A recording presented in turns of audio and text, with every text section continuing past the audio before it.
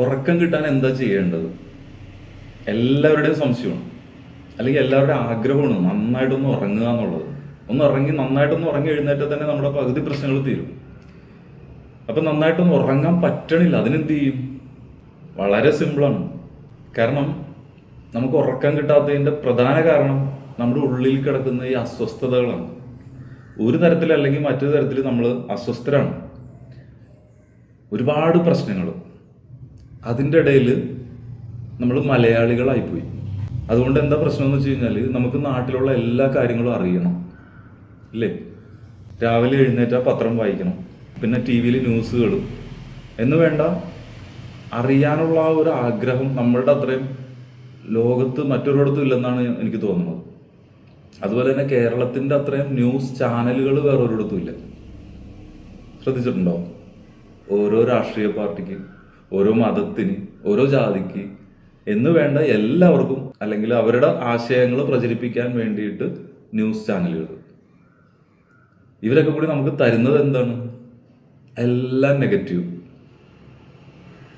അപ്പോൾ നന്നായിട്ട് ഉറക്കം കിട്ടാൻ ആദ്യം വേണ്ടത് ന്യൂസ് വൈകുന്നേരങ്ങളിൽ കാണാതിരിക്കുക.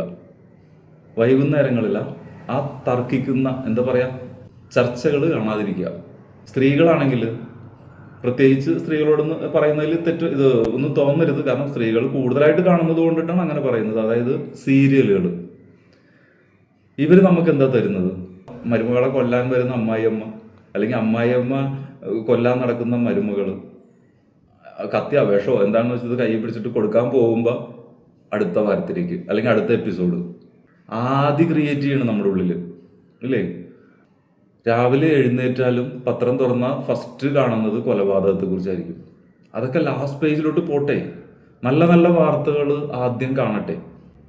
അവിടെയാണ് നമ്മൾക്കൊരു ഒരു പ്ലസ്, ഒരു പോസിറ്റീവ് ഉണ്ടാവുക. രാവിലെ പത്രം എടുത്ത് നിവർത്തുമ്പോൾ എന്തെങ്കിലും നല്ല വാർത്തകൾ, പത്രമാധ്യമങ്ങളോടും എല്ലാ മീഡിയകളോടും, ന്യൂസ് മീഡിയകളോടും ഉള്ള ഒരു അപേക്ഷയാണിത്. നിങ്ങൾ ദയവ് ചെയ്തിട്ട് ഈ തുടക്കത്തിൽ ഫസ്റ്റിലത്തെ പേജുകളിലൊക്കെ നല്ല നല്ല വാർത്തകൾ കൊടുക്കും.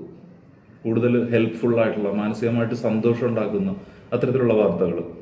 ഉൾപേജുകളിൽ നെഗറ്റീവായിട്ടുള്ളത് കൊടുത്തോളൂ. എല്ലാ വാർത്തയും എല്ലാത്തിനും വേണം, അറിയണം. എല്ലാം അറിയാനുള്ള ത്വര മലയാളികൾക്കുണ്ട്. പക്ഷെ ഒപ്പം ആരോഗ്യത്തിൻ്റെ കൂടെ ഒരു പ്രാധാന്യം കൊടുക്കണം. രാവിലെ എഴുന്നേറ്റ് നമ്മൾ നല്ലൊരു ഫ്രഷായിട്ട് വരുമ്പോഴായിരിക്കും അച്ഛൻ മകനെ കൊന്നു, മകൻ അച്ഛനെ കൊന്നു, അല്ലെങ്കിൽ എന്തെങ്കിലുമൊക്കെ ആയിട്ട് കൊലപാതകങ്ങളോ മറ്റു തരത്തിലുള്ള നെഗറ്റീവ് സാധനങ്ങൾ കയറി കാണുന്നത്. അപ്പോൾ തന്നെ ഉള്ളിലൊരു അങ്ങനെ സംഭവിച്ചാന്നുള്ളൊരു സാധനം വന്നു. പിന്നീട് അന്നത്തെ ദിവസം മുഴുവൻ അത് ബന്ധപ്പെട്ടായിരിക്കില്ല, എന്നാലും മറ്റ് ഇൻസിഡൻസിൻ്റെ, അതായത് ഒരു കല്ലിൻ്റെ മുകളിൽ ഇങ്ങനെ കയറി വരുന്നത് പോലെ ആ ഒരു ദിവസത്തെ തുടക്കം തുടങ്ങി അങ്ങനെ അങ്ങോട്ട് വരാൻ സാധ്യത കൂടും. അതുപോലെ രാത്രി കിടക്കുന്ന സമയത്തുള്ള ആ ചർച്ചകൾ കണ്ടോളൂ. പിറ്റേ ദിവസം ഇരുന്ന് കണ്ടോളൂ. ആദ്യം പിടിപ്പിക്കുന്ന ഒരു സാധനം വേണ്ട. ഇപ്പം നമ്മൾ ഒരു ന്യൂസ് ചാനൽ ചർച്ച കണ്ടുകൊണ്ടിരിക്കുകയാണെന്ന് വിചാരിക്കാം. 4 or 5 പേരിരുന്ന് ചർച്ച ചെയ്യുന്നു. ഈ ചർച്ച ചെയ്യുന്നതിൽ ഏതെങ്കിലും ഒരു പാർട്ടിനോട് നമുക്ക് ഉള്ളുകൊണ്ട്, പൊതുവെ രാഷ്ട്രീയ പ്രവർത്തനം ഇല്ലാത്തവരാണെങ്കിൽ പോലും ഉള്ളുകൊണ്ട് ഏതെങ്കിലും ഒന്നിനോട് തൽക്കാലം ഒരു ചായവുണ്ടെന്ന് വിചാരിക്കും. അപ്പോൾ അവിടെ വരുന്ന ചോദ്യങ്ങൾക്ക് നമ്മളുടെ ഒരു വ്യക്തിയായിട്ട് അവിടെ ഇരിക്കുന്ന ആള് മറ്റുള്ളവരുടെ ചോദ്യങ്ങളിൽ തപ്പുന്നത് കാണുമ്പോൾ, അല്ലെങ്കിൽ അവൻ പറയുന്ന മറുപടി നമുക്ക് ഇഷ്ടമല്ല, അത് ആ പറഞ്ഞത് അവൻ അങ്ങനെ ആയിരുന്നില്ല, ഇങ്ങനെയായിരുന്നു പറയേണ്ടിയിരുന്നതെങ്കിൽ കുറച്ചും കൂടെ നന്നായിരുന്നു, ഇന്നൊക്കെയുള്ള ഒരു സാധനം അവിടെ വരും. ഇത് നമ്മൾ അറിയാണ്ട് നമ്മുടെ ഉള്ളിൽ ഒരു പ്രഷർ തരുന്നുണ്ട്. ഇതും കൊണ്ടാണ് നമ്മൾ പോയി ഉറങ്ങാൻ ശ്രമിക്കുന്നത്. അപ്പോൾ നമ്മൾ മറന്നിട്ടുണ്ടാകും, ചിലപ്പോൾ മറന്നു എന്ന് പറഞ്ഞായിരിക്കും നമ്മൾ കിടക്കുക. പക്ഷെ ഏതെങ്കിലും ഒരു സമയത്ത് അത് ട്രിഗർ ചെയ്യും. പിന്നെ ആ ഒരു ഡിസ്റ്റർബൻസ് നമ്മുടെ ഉള്ളിൽ കിടക്കും. ഇങ്ങനെ എല്ലാത്തിനോടും ബന്ധപ്പെട്ടാണ്, അല്ലാണ്ട് ഇതുകൊണ്ട് മാത്രമാണെന്നല്ല ഞാൻ പറഞ്ഞു വരുന്നത്.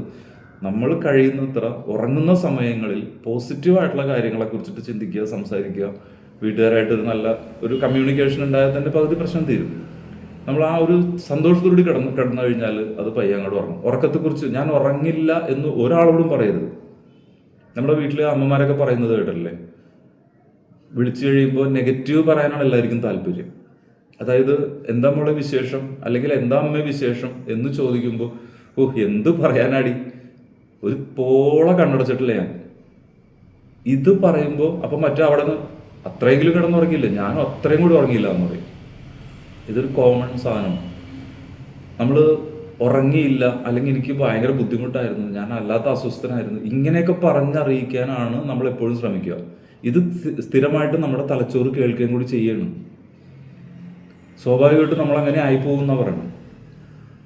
അപ്പം നമ്മൾ അത്തരം സംഭവങ്ങൾ ഒഴിവാക്കിയിട്ട് ആരെങ്കിലും വിളിക്കുമ്പോൾ ഞാൻ നല്ല ഉറക്കമാണ് ഇപ്പോൾ ഉറങ്ങുന്നത്, ഒരു കുഴപ്പമില്ല, എപ്പോൾ കിടന്നാലും ഞാൻ ഉറങ്ങും എന്നൊരു 10 ദിവസം അടുപ്പിച്ച് പറഞ്ഞു നോക്കി. ഫോൺ ആരെങ്കിലും വിളിച്ചാൽ ധൈര്യമായിട്ട് എനിക്കിപ്പോൾ ഉറക്കത്തിലൊന്നും ഒരു പ്രശ്നമില്ല, നന്നായിട്ട് ഉറങ്ങാൻ തുടങ്ങി എന്നൊന്ന് പറഞ്ഞു നോക്കി, ഉറപ്പായിട്ടും ഉറങ്ങും. കാരണം നമ്മുടെ ബ്രെയിൻ അത് കേൾക്കുകയാണ്. കേൾക്കുമ്പോൾ അതനുസരിച്ചിട്ട് നമുക്ക് അതിൻ്റെ ആ ഒരു അവസ്ഥ അല്ലെങ്കിൽ ആ ഒരു സൗകര്യം ഒരുക്കി തരും. നമ്മൾ ഉറങ്ങാൻ വേണ്ടിയിട്ട് തലച്ചോറ് തയ്യാറാവണേ. അപ്പം അത് ആണ് ഏറ്റവും ആദ്യം ശ്രദ്ധിക്കേണ്ടത്. പിന്നെ ഒപ്പം ചില അസുഖങ്ങളാൽ ചില ബുദ്ധിമുട്ടുകളാലൊക്കെ ഉറങ്ങാൻ പറ്റാത്ത കുറേ പേരുണ്ട്. അതിന് പ്രത്യേകിച്ച് ഒന്നും പറയാനില്ല. എങ്കിലും മനസ്സുകൊണ്ട് തയ്യാറാവുക എന്നുള്ളത് തന്നെയാണ് അതിനുള്ള ഔഷധവും.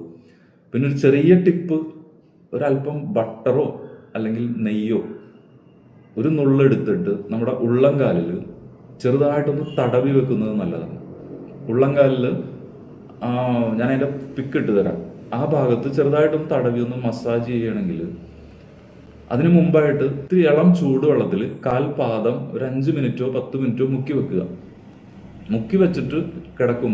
അതങ്ങോട്ട് തോർത്തിയിട്ട് തുടച്ച് കളഞ്ഞിട്ട് കിടക്കാം. ഒരു 5-10 മിനിറ്റ് വെള്ളത്തിൽ മുക്കി വെച്ചിട്ട് കിടക്കാം. കിടക്കുന്നതിന് മുമ്പ് അത് തോർത്തി കളഞ്ഞതിന് ശേഷം ഞാൻ ഈ പറഞ്ഞ നെയ്യോ ബട്ടറോ ഒരു ഡ്രോപ്പ് എടുത്തിട്ട് നമ്മൾക്ക് ഞാൻ ആ പോയിന്റ് ഇടുന്ന ആ ഭാഗത്തൊന്ന് തടവി കൊടുക്കുക. ഉറുമ്പ് വരുമെന്നുള്ള പേടിയൊന്നും വേണ്ട. ജസ്റ്റ് അവിടെ ഒന്ന് തടവി വെച്ചിട്ട് നമുക്കൊരു 5 മിനിറ്റ് കഴിയുമ്പോൾ നമുക്ക് നോക്കുമ്പോൾ അത് പോയിട്ടുണ്ടാവും.